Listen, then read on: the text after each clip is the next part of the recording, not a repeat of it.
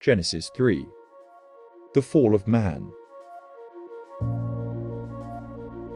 Now the serpent was more subtle than any beast of the field which Jehovah God had made. And he said unto the woman, Yea, hath God said, Ye shall not eat of any tree of the garden. And the woman said unto the serpent, Of the fruit of the trees of the garden we may eat. But of the fruit of the tree which is in the midst of the garden, God hath said, Ye shall not eat of it, neither shall ye touch it, lest ye die. And the serpent said unto the woman, Ye shall not surely die. For God doth know that in the day ye eat thereof, then your eyes shall be opened, and ye shall be as God, knowing good and evil. And when the woman saw that the tree was good for food, and that it was a delight to the eyes, and that the tree was to be desired to make one wise, she took of the fruit thereof, and did eat. And she gave also unto her husband with her, and he did eat. And the eyes of them both were opened, and they knew that they were naked, and they sewed fig leaves together, and made themselves aprons. And they heard the voice of Jehovah God walking in the garden in the cool of the day.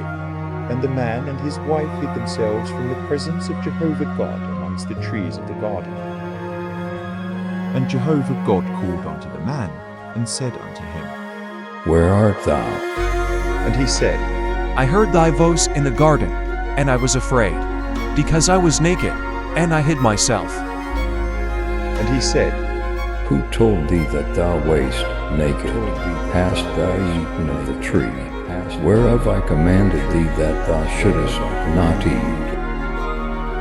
And the man said, The woman whom thou gavest to be with me, she gave me of the tree, and I did eat.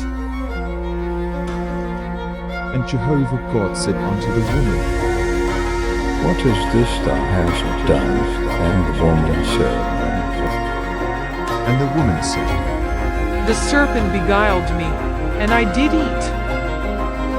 And Jehovah God said unto the serpent, Because thou hast done this, cursed art thou above all cattle, and above every beast of the field. Upon thy belly shalt thou go, and dust shalt thou eat all the days of thy life.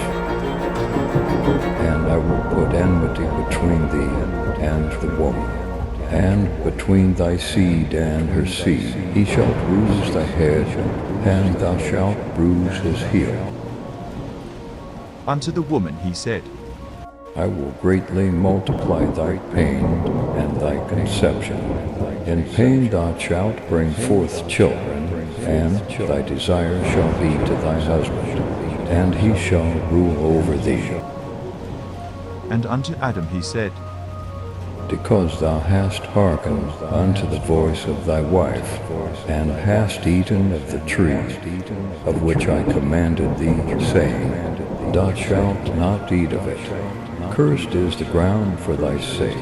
In toil shalt thou eat of it all the days of thy life.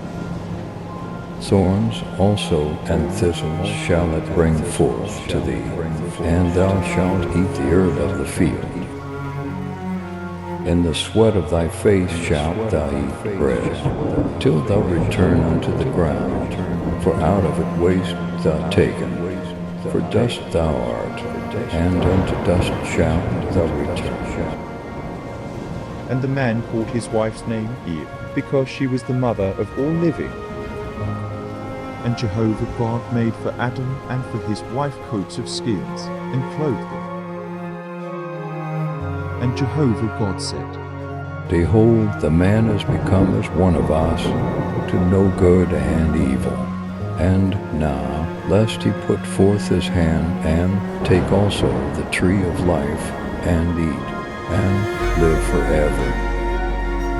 Therefore Jehovah God sent him forth from the garden of Eden, to till the ground from whence he was taken. So he drove out the man, and he placed at the east of the garden of Eden the cherubim, and the flame of a sword which turned every way, to keep the way of the tree of life. This is the word of the Lord.